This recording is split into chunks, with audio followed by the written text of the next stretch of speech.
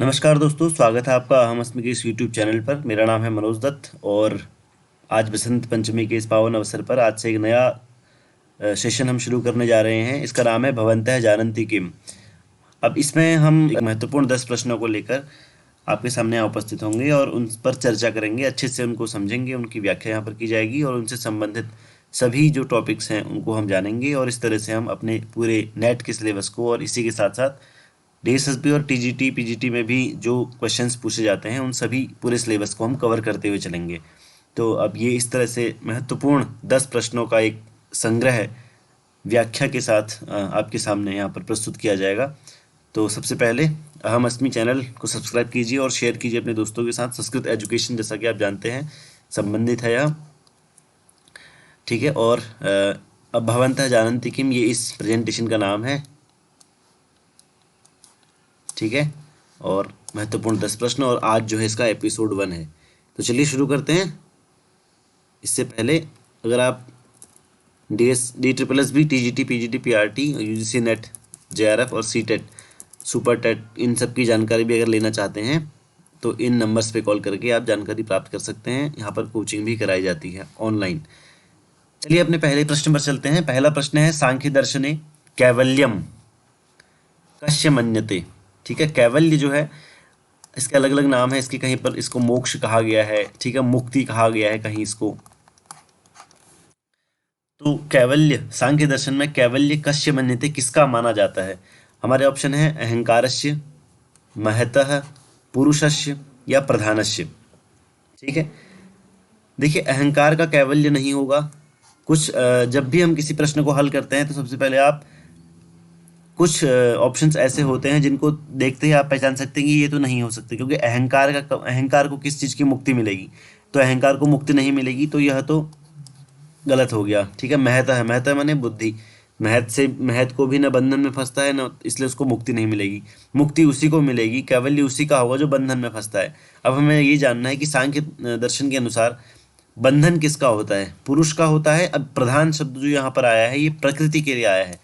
सांख्य दर्शन मुख्य रूप से कहता है कि प्रकृति और पुरुष के संयोग से ही जो है इस संसार, इस सृष्टि की उत्पत्ति हुई है। ठीक है, सांख्य दर्शन के बारे में थोड़ा समझ लेते हैं।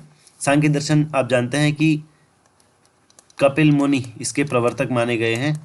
सबसे प्राचीन दर्शन है यह। और सांख्य दर्शन जो है योग दर्शन और सांख्य दर्शन को समान तंत्र माना गया है, क्योंकि योग दर्शन भी सांख्य की तरह सांख्य के सिद्धांतों को मानता है। एक ईश्वर नाम का एक नया तत्व मानने के कारण योग में जो है 26 तत्व हो जाते हैं। ठीक है, और सांख्य दर्शन जो है मुख्य रूप से 25 तत्वों को स्वीकार करता है। और इसका जो प्रकरण ग्रंथ है वो है सांख्य कारिका। और सांख्य कारिका के जो प्रवर्तक के जो लेखक हैं वो हैं ईश्वर कृष्ण। ठीक है, तो ये बहुत महत्वपूर्ण जानकारी जो है। और इसके साथ ईश्वर कृष्ण ने लगभग 72 कारिकाओं में जो है सांख्य कारिका लिखी हुई है, और इसी में उन्होंने सांख्य के सभी तत्वों को, सभी जो सिद्धांत हैं उनको वहाँ पर उन्होंने प्रस्तुत किया है। और वहीं से ये प्रश्न आया है कि सांख्य दर्शन में कैवल्य किसका माना जाता है। ठीक है, तो यहाँ पर प्रधान जो है वो तो जड़ है, प्रकृति जड़ है, पुरुष की छाया उस पर पड़ती है तब उसमें उद्रेक होता है। त्रिगुणात्मिका है प्रकृति, ठीक है, त्रिगुणात्मिका है। और त्रिगुणात्मिका का मतलब सत्व, रजस और तमस 3 गुणों से युक्त है। ठीक है, इसीलिए बंधन और मोक्ष जो होता है, बंधन और मुक्ति जो होती है वो पुरुष की होती है, क्योंकि पुरुष ही बंधन में बंधता है। और जब उसको पता ज्ञान हो जाता है कि मैं अलग हूँ और ये प्रकृति अलग है, तो वह मुक्त हो जाता है, तो उसको मुक्ति मिलती है। ठीक है, तो बंधन और मुक्ति, कैवल्य जो होगा, इसका सही आंसर जो हो जाएगा वो पुरुषस्य, पुरुष का होगा। और इसमें जो है सांख्य कारिका में 68वीं नंबर की कारिका भी है। प्राप्ते शरीर भेदे चरितार्थत्वात् प्रधान विनिवृत्तौ एकांतिकम आत्यंतिकम उभयम कैवल्यम आपनोति। मतलब शरीर प्राप्त होने पर भोग एवं अपवर्ग, ये दोनों ही प्रयोजनों, ये दोनों ही पुरुषार्थों के पूर्व से ही सिद्ध रहने के कारण, प्रकृति के निवृत्त हो जाने के कारण, ठीक है, इन दोनों चीज़ों से पुरुष जो है उसको मुक्ति मिलती है। और वो मुक्ति कैसी होती है? एकांतिक और आत्यंतिक। एकांतिक और आत्यंतिक मुक्ति को पुरुष जो है प्राप्त करता है। ठीक है, तो इसका सही आंसर हो जाएगा पुरुषस्य। सांख्य दर्शने कैवल्यम पुरुषस्य मन्यते, पुरुष का सांख्य दर्शन में कैवल्य माना जाता है। चलिए अपने अगले प्रश्न पर चलते हैं। प्रश्न है काव्यस्यात्मा ध्वनि इति सिद्धांतः प्रधानतया केन प्रतिपादितः। कि काव्य की आत्मा ध्वनि है, यह सिद्धांत जो है ये प्रधान रूप से किसके द्वारा प्रतिपादित किया गया है। हमारे ऑप्शन है अभिनवगुप्त ने किया है, या भरत मुनि ने किया है, मम्मट ने, या फिर आनंदवर्धन ने। ठीक है, अब यहाँ पर देखिए अभिनवगुप्त जो हैं इन्होंने रस सूत्र है, भरत मुनि ने नाट्यशास्त्र लिखा, नाट्यशास्त्र के रचयिता हैं भरत मुनि। नाट्यशास्त्र में इन्होंने रस सूत्र दिया,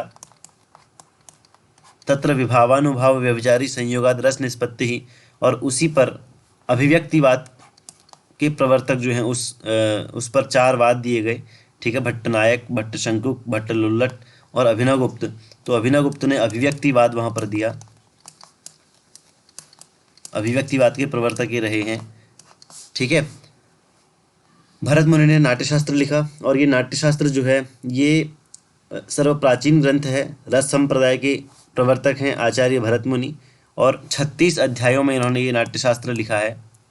ठीक है, इसमें अलंकार के 4 प्रकारों का वर्णन भी है। मम्मट जो है ये समन्वयवादी आचार्य इन्हें कहा गया है, और इनके ग्रंथ का नाम है काव्य प्रकाश।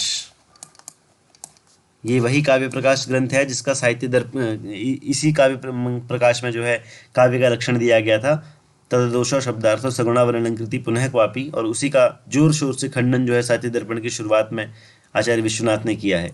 तो और वहाँ इन्होंने जो है काव्य का लक्षण जो दिया है, काव्यशात्मा ध्वनि को काव्य की आत्मा के रूप में इन्होंने स्वीकार नहीं किया है। ध्वनि के प्रतिपादक आचार्य जो हैं वो हैं आनंदवर्धन, और इन्होंने ध्वन्यालोक नाम का एक ग्रंथ लिखा है, ध्वन्यालोक, और उसमें इन्होंने कहा है कि काव्यशात्मा ध्वनि को जो है इन्होंने काव्य की आत्मा के रूप में स्वीकार किया है। ठीक है, अब ध्वन्यालोक जो है इसमें 4 भेद हैं, 4 उद्योत हैं ध्वन्यालोक में। उद्योतों में विभाजन हो रखा है इसका, 4 उद्योत हैं इसमें, और ध्वनि के वहाँ पर मुख्य रूप से 2 भेद माने गए हैं। एक है वाच्यार्थ ध्वनि,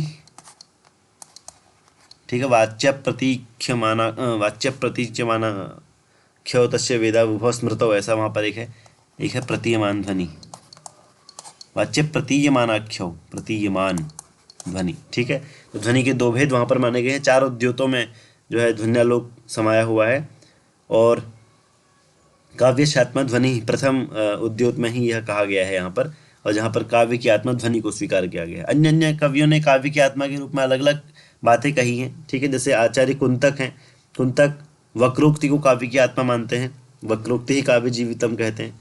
आचार्य विश्वनाथ रस को काव्य की आत्मा मानते हैं, वाक्यम रसात्मकम काव्यम उन्होंने कहा है।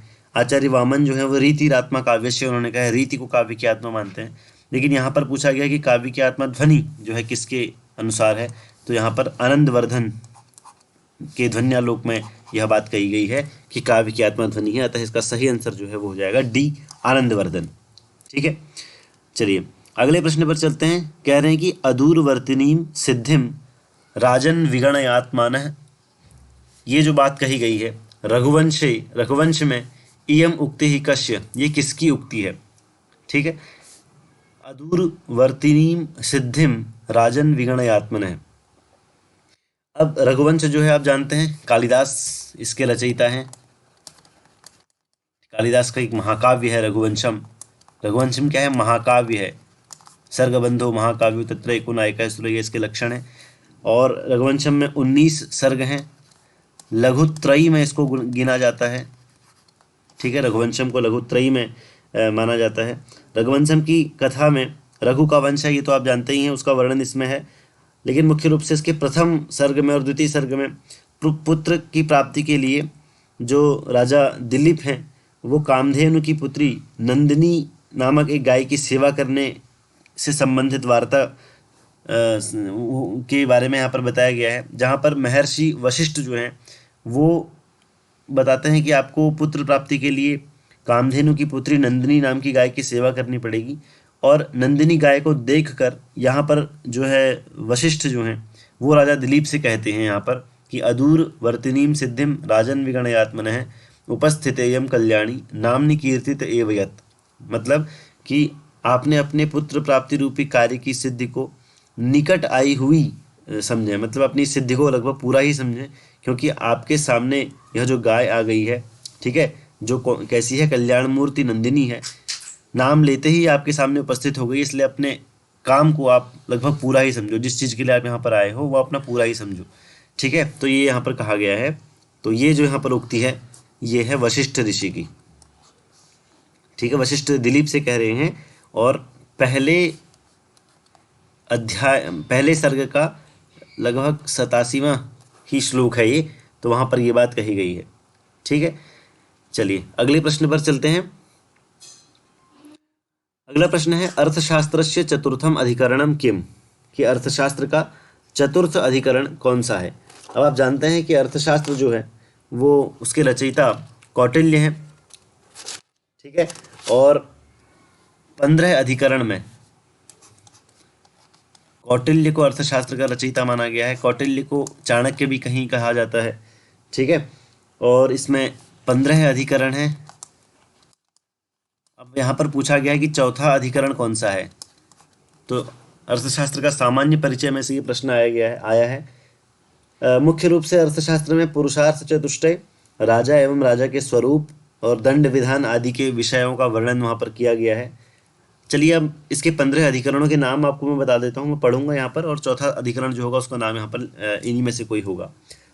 जैसे पहला जो अधिकरण यहाँ पर दे रखा है धर्मस्तीयम, फिर दे रखा है षाड्गुण्यम, योग वृत्तम और कंटक शोधनम, इनका कौन सा क्रम है ये भी हम जानेंगे, कौन से नंबर के अधिकरण है ये। पहला अधिकरण जो है वो है विनयाधिकारिक प्रकरण, ठीक है, आप पहला और अंतिम ऐसे भी याद कर सकते हैं। पहला है विनयाधिकारिक प्रकरण, ठीक है।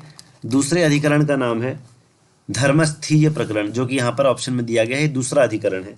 तीसरा अधिकरण है, माफ कीजिए, दूसरा जो अधिकरण है वो है अध्यक्ष प्रचार, और तीसरा अधिकरण जो है वो है धर्मस्थीय प्रकरण। चौथा अधिकरण का नाम है कंटक शोधन अधिकरण। तो ये जो अधिकरण है चतुर्थ ऑप्शन, जो चौथा ऑप्शन है डी, ये है चौथा अधिकरण कंटक शोधनम। पांचवें अधिकरण का नाम है योग वृत्त, छठा है मंडल योनि, सातवां है षाड्गुण्य, आठवां अधिकरण है व्यसनाधिकारिक, नवां अधिकरण है अभियात्स्य कर्म, 10वां अधिकरण है सांग्रामिक, 11वां वृत्तसंग, 12वां आबलीयस, 13वां है दुर्गलंभोपाय, और 14वां है औपनिषदिक, और 15वां है तंत्र युक्ति, ठीक है। यहाँ पर जो षाड्गुण्य दिया गया है ये सप्तम अधिकरण है, और योगवृत्त जो यहाँ पर नाम दिया गया है वह पंचम अधिकरण है। हमसे पूछा गया है चौथा अधिकरण कौन सा है, तो कंटक शोधनम, ये जो है इसका सही आंसर है, कंटक शोधनम इसका उत्तर हो जाएगा, ठीक है। चलिए अगले प्रश्न पर चलते हैं। कह रहे हैं कश्याम उपनिषदि भृगुवल्ली उपदिष्टा, कि कश्याम उपनिषदि, ठीक, कश्याम विशेषण है, उपनिषदि विशेष्य है, सप्तमी विभक्ति का एक वचन है यहाँ पर। भृगुवल्ली किस उपनिषद में इसका उपदेश किया गया है, ये यहाँ से प्रश्न आया है।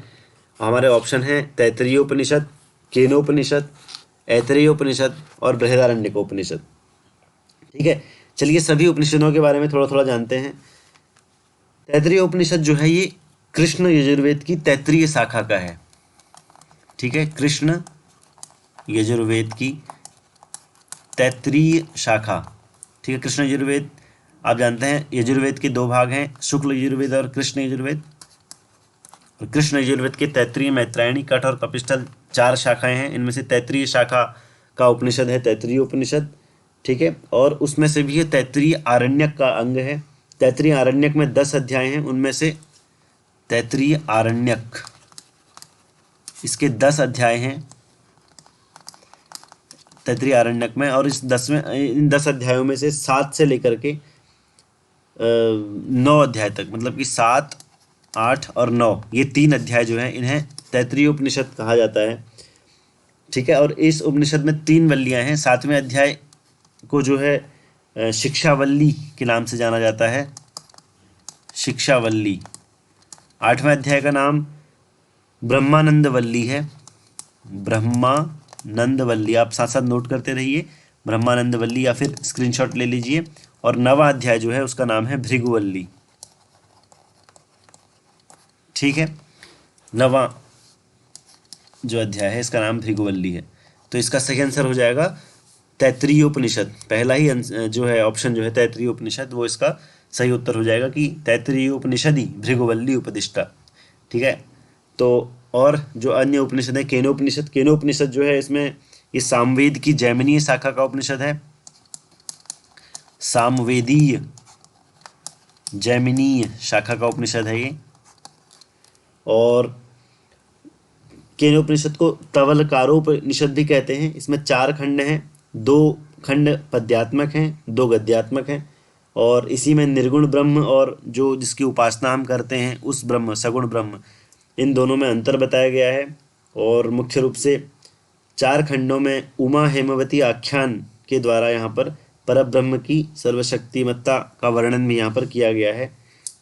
ऐतरेय उपनिषद जो है ये ऐतरेय आरण्यक जो है उसका द्वितीय अध्याय के 4th खंड से लेकर 6th खंड तक का नाम है ऐतरेय उपनिषद। ठीक है, ऋग्वेद का यह है और इसमें 3 अध्याय हैं। और पुनर्जन्म के सिद्धांत का वर्णन इसमें है। और प्रज्ञानम ब्रह्म, ये जो महावाक्य है ये यहीं से लिया गया है, प्रज्ञानम ब्रह्म, ऐतरेय उपनिषद से।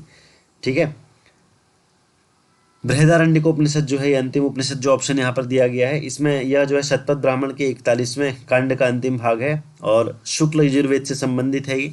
इसमें भी 6 अध्याय हैं, ये शुक्ल यजुर्वेद का है, 6 अध्याय हैं इसमें। ठीक है, ध्यान रखिएगा आप लोग।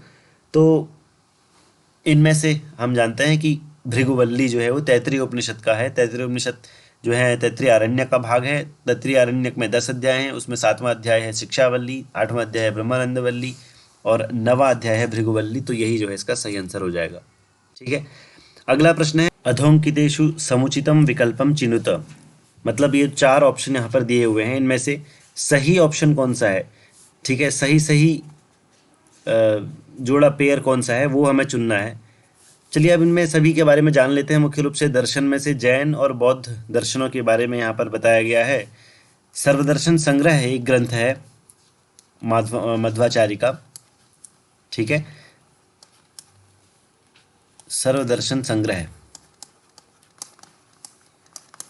इसमें उन्होंने लगभग सभी दर्शनों के बारे में, उनके सिद्धांतों के विषय में अच्छी तरह से वर्णन किया गया है। और मध्वाचार्य का यह ग्रंथ है, उसमें उन्होंने जैन दर्शन के बारे में जब बताया तो वहाँ पर जैन दर्शन में मुख्य रूप से जीव और अजीव इनका वर्णन वहाँ पर किया है उन्होंने, कि जैन दर्शन जो है वहाँ पर जीव और अजीव नाम के 2 तत्व मानता है। उसमें से ज्ञान के रूप में जीव और अज्ञान के रूप में अजीव को माना गया है। तत्र बोधात्मको जीव है अबोधात्मस्त्व जीव है, ऐसा वहाँ पर कहा गया है। और बौद्ध दर्शन जिसके प्रवर्तक महात्मा बुद्ध हैं, बौद्ध दर्शन के आगे चलकर 2 भाग हो जाते हैं, 2 भागों में बढ़ जाता है, महायान और हीनयान, हीनयान और महायान। ठीक है, हीनयान, महायान के 2 भाग हैं, माध्यमिक और योगाचार, माध्यमिक और योगाचार। और हीनयान के भी 2 भाग हैं, सौत्रांतिक और वैभाषिक, वैभाषिक और सौत्रांतिक। ठीक है, चलिए अब ये तो वो बातें हो गई जो हमें जाननी जरूरी थी इनसे पहले, जब हम इनके विषय में समझें। अब यहाँ पर ऑप्शन पहला जो है वो वैभाषिक दे रखा है और इसके आगे लिखा है तत्र बोधात्मको जीव है अबोधात्मकस्त्व जीव है। ठीक है, तो ये जो जीव और अजीव वाला कॉन्सेप्ट है ये तो जैन दर्शन का है। तो सीधी सी बात है कि पहला ऑप्शन तो गलत हो जाएगा कि वैभाषिक के सामने जो उसका ऑप्शन लिया गया है वो गलत लिया गया है। यह जैन दर्शन से संबंधित है और वैभाषिक जो है वो बौद्ध का एक भाग है, बौद्धों का एक भाग है। अच्छा, वैभाषिक जो ग्रंथ है, जो पार्ट है बौद्ध दर्शन का, इसमें विभाषा नामक ग्रंथ में इसके सिद्धांत प्रतिपादित हैं, इसलिए इसका नाम वैभाषिक पड़ा हुआ है। और इसी में इसके 5 आलयों का वर्णन किया गया है इसी वैभाषिक मत में। 5 आलय कौन कौन से हैं? मति, श्रुत, अवधि, मनः पर्याय और केवल। ठीक है, इन भेदों के कारण 5 प्रकार का होता है सम्यक ज्ञान। ठीक है, और यहाँ पर आप देखेंगे तज ज्ञानम पंचविधम मति श्रुत अवधि मनः पर्याय केवल भेदेन, और यह सौत्रांतिक के आगे दिया गया है ये वाला ऑप्शन, तो इसका मतलब सौत्रांतिक वाला भी गलत हो जाएगा। ठीक है, पहला ऑप्शन गलत हो जाएगा क्योंकि इसके आगे जैन दर्शन का कॉन्सेप्ट लिखा हुआ है और सौत्रांतिक के आगे जो है वैभाषिक का कॉन्सेप्ट लिखा हुआ है, तो ये दोनों ऑप्शन तो गलत हो गए। बचा हमारे पास योगाचार और माध्यमिक, बी और सी ऑप्शन। इसमें योगाचार जो है, इसमें योग के द्वारा मानसिक सत्ता को स्वीकार करके बाह्य पदार्थों से विश्वास को हटा देना ही जो है योगाचार कहलाता है। योग और आचार का समन्वय करने के कारण इसे योगाचार कहा जाता है, और इसी योगाचार को आलय विज्ञान भी कहा जाता है, आलय विज्ञान। ठीक है, और योगाचार जो है ये आप यहाँ पर देखेंगे ये महायान का है, और योगाचार के आगे इन्होंने हीनयान लिखा हुआ है, तो इसका मतलब बी ऑप्शन भी गलत हो जाएगा। अब बचा हमारे पास माध्यमिक संप्रदाय जो है। माध्यमिक जो है यह इसको शून्यवाद के नाम से भी जाना जाता है। माध्यमिक मत को सर्वम शून्यम इसका कहना है, इसका सिद्धांत है, और नागार्जुन से संबंध है यह मत। ठीक है, नागार्जुन याद रखिएगा आप। इसमें असत या पूर्ण सत, ठीक है, पूर्ण असत या पूर्ण सत को अस्वीकार करके दोनों की सोपाधिक सत्ता मानने वाला एक मध्य मार्ग का अवलंबन करने वाला एक मत है यह माध्यमिक। और महायान जो बौद्ध दर्शन है उसकी महायान शाखा का यह है, तो ये बिल्कुल सही है। माध्यमिक के आगे महायान लिखा हुआ है, तो इसका मतलब ये जो ऑप्शन बिल्कुल सही है, सी जो है इसका सही आंसर हो जाएगा। ठीक है, तो अधोंकितेषु समुचितम विकल्पम चिनुत, और इसमें सही विकल्प जो है वह है माध्यमिक, सी ऑप्शन माध्यमिक, और ये महायान का है क्योंकि। ठीक है, बाकी ऑप्शन गलत हो जाएंगे। चलिए अगले प्रश्न पर चलते हैं। कह रहे हैं अग्निवेश्य गृह्य सूत्रम कस्य वेदस्य वर्तत, कि अग्निवेश्य गृह्य सूत्र जो है वो किस वेद का है। ठीक है, अब आप देखेंगे कि गृह्य सूत्र जो है इसमें गृहस्थाश्रम से संबंधित जो भी यज्ञ यागादि हैं या जो भी संस्कार हैं उनका वर्णन इसमें किया गया है। जीवन से संबंधित 16 संस्कारों का वर्णन जो है हमें गृह्य सूत्रों के अंतर्गत देखने को मिलता है। ठीक है, 16 संस्कारों का वर्णन हमें यहाँ देखने को मिलता है। इसके साथ ही संस्कार ही नहीं, उनकी सभी विधियों का उल्लेख भी हमें यहाँ पर मिलता है, और अलग अलग वेद के जो हैं अलग अलग गृह्य सूत्र हैं, सबके नाम यहाँ पर हम जानने का प्रयास करेंगे। सबसे पहले ऋग्वेद जो है, ऋग्वेद के 3 गृह्य सूत्र हैं, आश्वलायन, शांखायन और शांखायन और कौशितकी, ये 3 जो है ऋग्वेद के गृह्य सूत्र हैं। उसके बाद बात करेंगे यजुर्वेद की। यजुर्वेद के 2 भाग हैं, कृष्ण और शुक्ल। तो कृष्ण यजुर्वेद के जो हैं लगभग 10 या 11 गृह्य सूत्र हैं, और शुक्ल यजुर्वेद का एक ही गृह्य सूत्र है, उसका नाम है पारस्कर। तो मैं 11 जो गृह्य सूत्र हैं यजुर्वेद के, कृष्ण यजुर्वेद के, उनके नाम मैं नहीं लिख रहा हूँ यहाँ पर, जो कम ही है उनके नाम लिख रहा हूँ। सामवेद की बात अगर करें तो सामवेद जो है इसके भी 5 गृह्य सूत्र हैं, गोभिल, कौथुम, उसके बाद खादिर, और फिर द्राह्यायण एक गृह्य सूत्र है, द्राह्यायण, और इसके बाद जैमिनीय। ठीक है, और अथर्ववेद जो है इसका एक ही गृह्य सूत्र है, उसका नाम है कौशिक गृह्य सूत्र। ठीक है, अब यहाँ पर आप जो कृष्ण यजुर्वेद देख रहे हैं, कृष्ण यजुर्वेद के लगभग 11 गृह्य सूत्र हैं, उनके नाम आपके सामने कह रहा हूँ, और उन्हीं में से एक जो गृह्य सूत्र है वो है अग्निवेश्य। ठीक है, पहला है इनमें से 11 में से पहला है बोधायन, दूसरा है मानव, तीसरा है भारद्वाज गृह सूत्र, चौथा आपस्तंभ गृह सूत्र, फिर काठक गृह सूत्र, और अग्नि जो है हिरण्यकेशी गृह सूत्र, वाराह गृह सूत्र, वैखानस गृह सूत्र, चारायणीय गृह सूत्र, वैजवाप गृह सूत्र और अग्निवेश्य गृह सूत्र।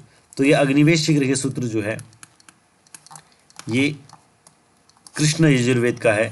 तो यहाँ पर पहला ऑप्शन जो है वो है कृष्ण यजुर्वेदस्य, तो ये इसका सही उत्तर हो जाएगा, और बाकी जो 3 हैं ये गलत ऑप्शन हो जाएंगे।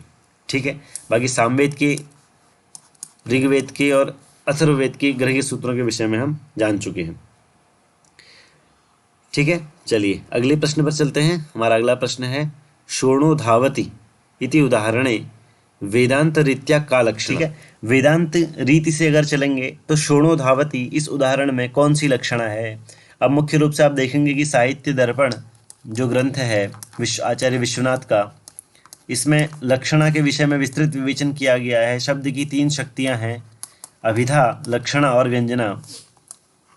अभिधा, लक्षणा और व्यंजना। ठीक है, और इन्हीं में से जो लक्षणा है इसके लगभग 80 भेदों का वर्णन साहित्य दर्पण में किया गया है, लेकिन यहाँ पर वेदांत रीत्या कहा गया है। अब वेदांत का प्रकरण ग्रंथ है एक वेदांत सार। वेदांत सार जो है ये सदानंद योगींद्र ने इसे लिखा है, और इसमें वेदांत के जो प्रमुख सिद्धांत हैं उनका वर्णन इसमें मुख्य रूप से किया गया है, और इसीलिए इसको वेदांत दर्शन का प्रकरण ग्रंथ भी कहते हैं। अब यहाँ पर पूछा गया है कि शोणो धावति इस उदाहरण में वेदांत रीति से कौन सी लक्षणा है। तो लक्षणा के 4 भेद यहाँ पर दिए गए हैं। वैसे 80 भेद इसके साहित्य दर्पण में बताए गए हैं, उनके विषय में हमने एक अलग से वीडियो में साहित्य दर्पण जब पढ़ाया है तो उसको वहाँ पर बता दिया गया है। आप उस वीडियो को प्लेलिस्ट में जाके साहित्य दर्पण वाला फोल्डर खोलेंगे तो वहाँ पर आपको सारी वीडियोज़ और अच्छी तरीके से सारे जो परिच्छेद हैं वहाँ पर मिल जाएंगे, जो भी नेट के सिलेबस से संबंधित है। चलिए यहाँ पर जो 4 ऑप्शन दिए गए हैं इनको समझते हैं। पहला ऑप्शन है जहत लक्षणा। इस जहत लक्षणा को लक्षण लक्षणा भी कहते हैं। इसको जहत लक्षणा क्यों कहते हैं ये भी जानेंगे अभी, लक्षण लक्षणा। ठीक है, उसके बाद है साध्य वसाना लक्षणा। साध्य वसाना लक्षणा जो है यह भी एक भेद है। इसमें उपमान जो है, उपमेय जो है वो उपमान के अंदर जो है अपने आप को छिपा लेता है, अंतर्निहित कर लेता है, इसलिए इसको साध्य वसाना लक्षणा कहते हैं। और इसका उदाहरण जो है, चलो समझ ही लेते हैं सबको अच्छी तरीके से। पहला है जहत लक्षणा, लक्षण लक्षण ऐसे कहा जाता है। जहत इसको इसलिए कहते हैं क्योंकि यहाँ पर जो वाच्यार्थ है, वाच्यार्थ मतलब जो शब्द का अपना अर्थ है वह पूर्ण रूप से अपने अर्थ को त्याग करके अन्य अर्थ का आक्षेप वहाँ पर कर लेता है, तो उसे जहत लक्षणा या लक्षण लक्षणा कहते हैं। जैसे कि गंगायाम घोषा है, ये इसका उदाहरण लिया जाता है कि आप किसी ने पूछा कि आपका घर कहाँ है, तो उन्होंने कहा कि हमारा घर जो है वो गंगा में है। ठीक है, घोषा है माने झोपड़ी, या घोषा जो है एक बस्ती कह सकते हैं आप। तो किसी ने पूछा कि आपकी बस्ती कहाँ है या आपकी झोपड़ी, आपका घर कहाँ है, तो उन्होंने कहा मेरा घर तो मेरी बस्ती तो गंगा में ही है। अब गंगा जो है एक बहता हुआ प्रवाह है, इसमें कोई झोपड़ी नहीं हो सकती, कोई घर नहीं हो सकता, कोई बस्ती नहीं बह सकती बहते हुए प्रवाह में। तो अर्थ का बाध हो गया, और फिर वहाँ से लक्षणा आई और नया अर्थ लिया गया कि गंगा के किनारे घोष है। तो यहाँ पर गंगायाम घोषा है, यहाँ पर जब अर्थ का बाध हो गया, वाच्यार्थ का बाध हो गया, तो लक्षणा से गंगा तटे घोषा है इस अर्थ को लिया गया। तो जब हमने गंगा तटे अर्थ को ग्रहण किया तो गंगायाम, ये जो गंगा में ही घोष है, ये जो अर्थ था, प्रवाह जो इसका अर्थ था, वो उसका त्याग हो गया, उसको त्यागना पड़ा और स्थिर एक तट अर्थ को वहाँ पर लेना पड़ा। इसलिए यहाँ पर मुख्य अर्थ का त्याग कर देने के कारण जहत लक्षणा, जहत माने त्याग कर दिया है, जिसको मुख्य रूप से हटा ही दिया गया है, स्वीकार नहीं किया गया है, नए अर्थ का आक्षेप वहाँ पर करना पड़ा है, तो उसे हम जहत लक्षणा कहते हैं।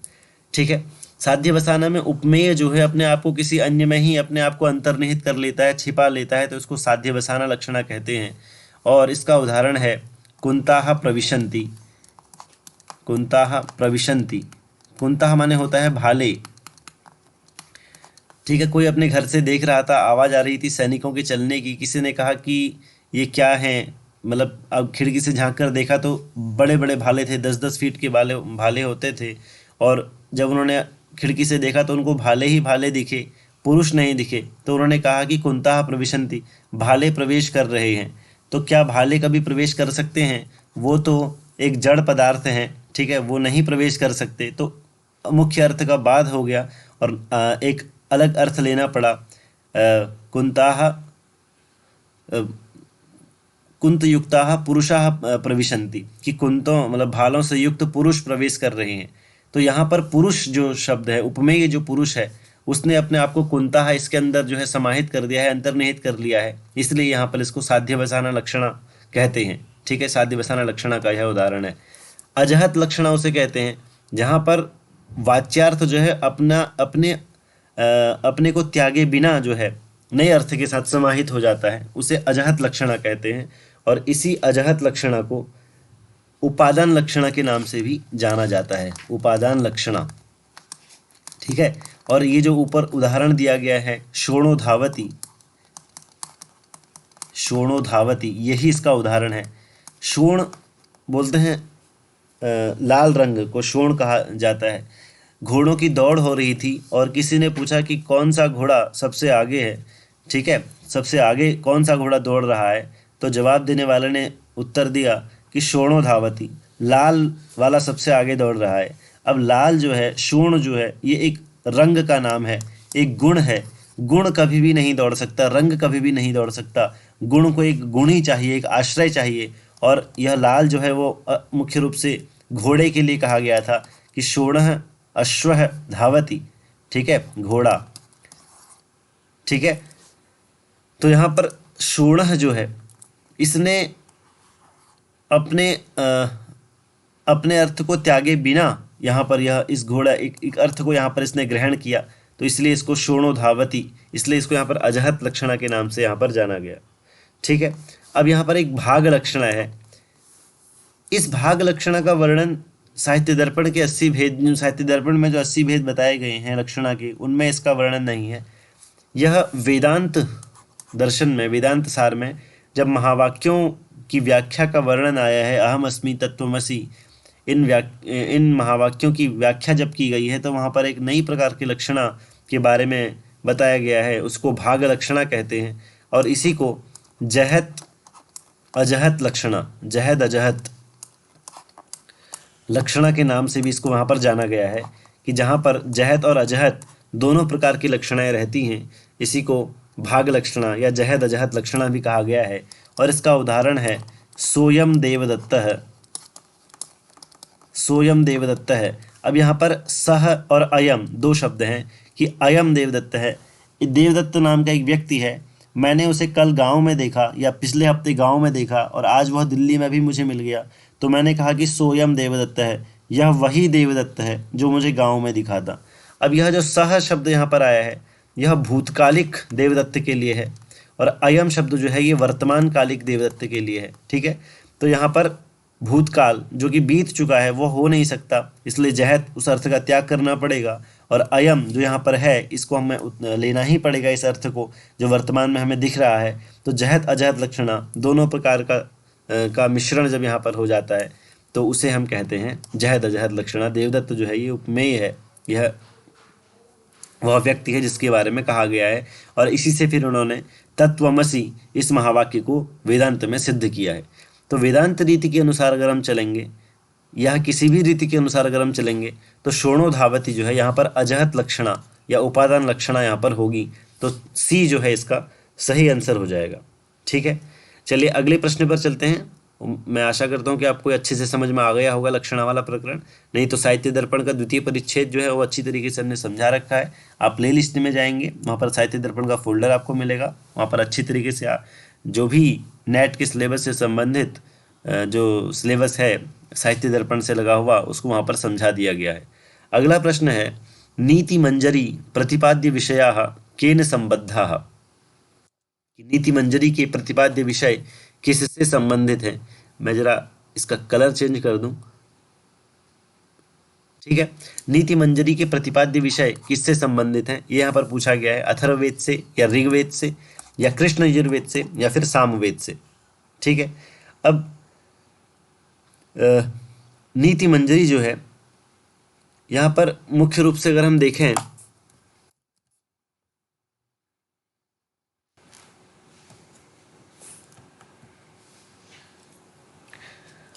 अब यह जो नीति मंजरी है, ऋग्वेद के ग्रंथों के साथ साथ अनुक्रमणी साहित्य भी उसके साथ साथ प्रचलित था। ठीक है, अनुक्रमणी साहित्य,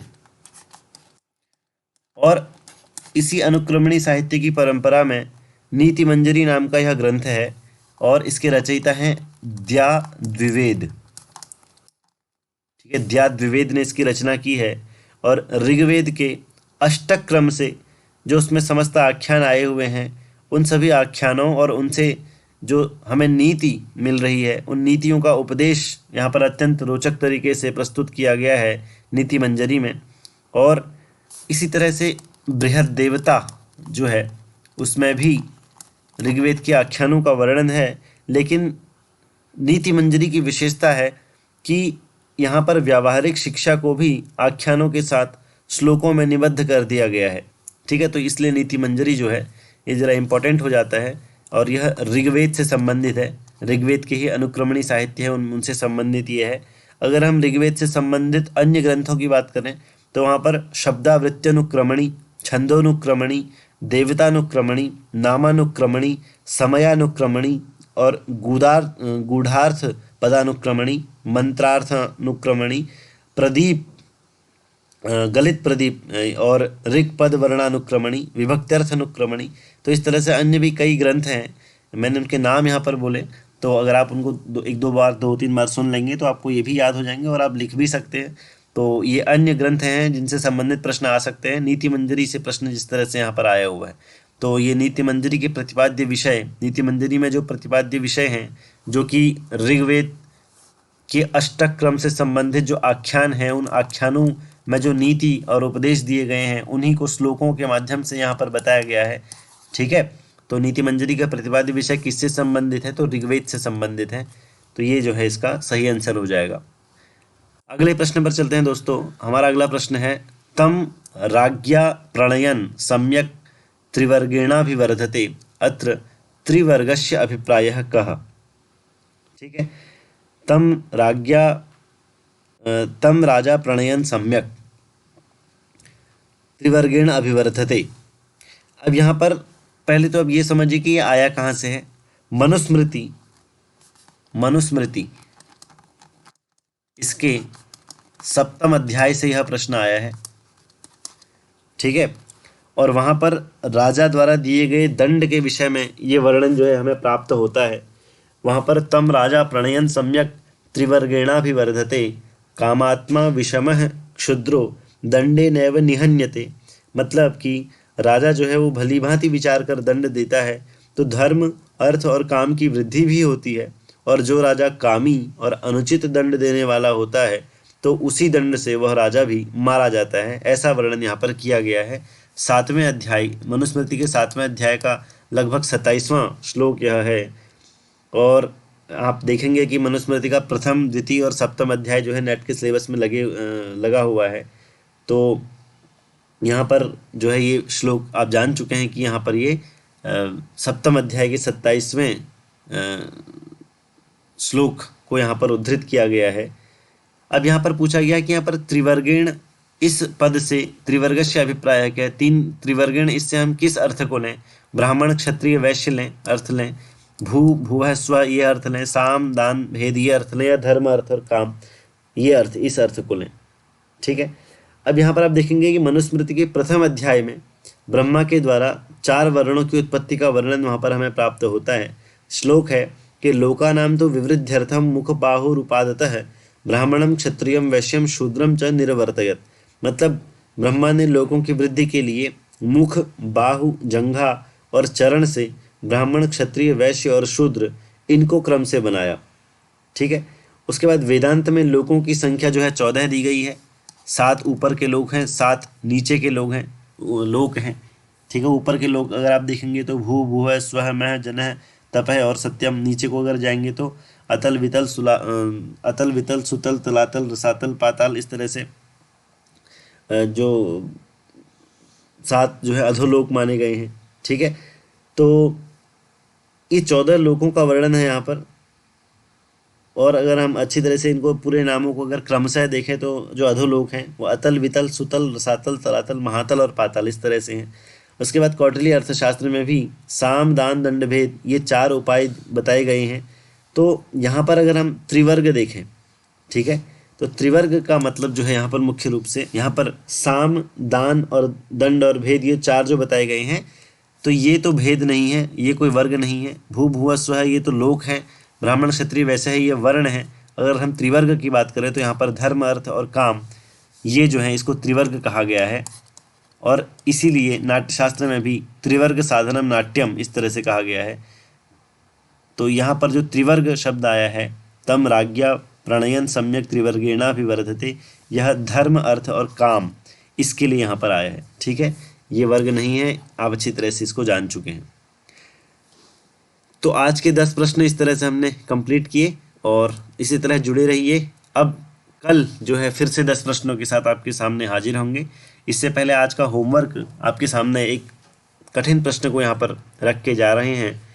अगर आप इसका उत्तर जानते हैं तो आप कमेंट बॉक्स में इसका उत्तर लिख के जरूर बताइए। प्रश्न है, रुद्रदाम्न है, गिरनार शिलालेख है, कश्याम भाषायाम विद्यते, कि रुद्रदाम्न का गिरनार शिलालेख किस भाषा में है। ऑप्शन है संस्कृत, पाली, अपभ्रंश या फिर प्राकृत।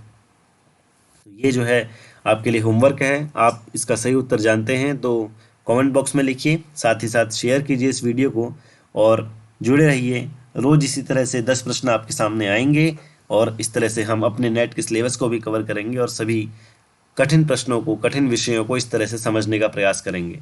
इससे हमारा अभ्यास भी बना रहेगा और एग्ज़ाम में हम जो समय की बचत है वो भी कर पाएंगे। ठीक है, चलिए मिलते हैं नेक्स्ट वीडियो में। अपना ध्यान रखिए। नमस्कार, धन्यवाद।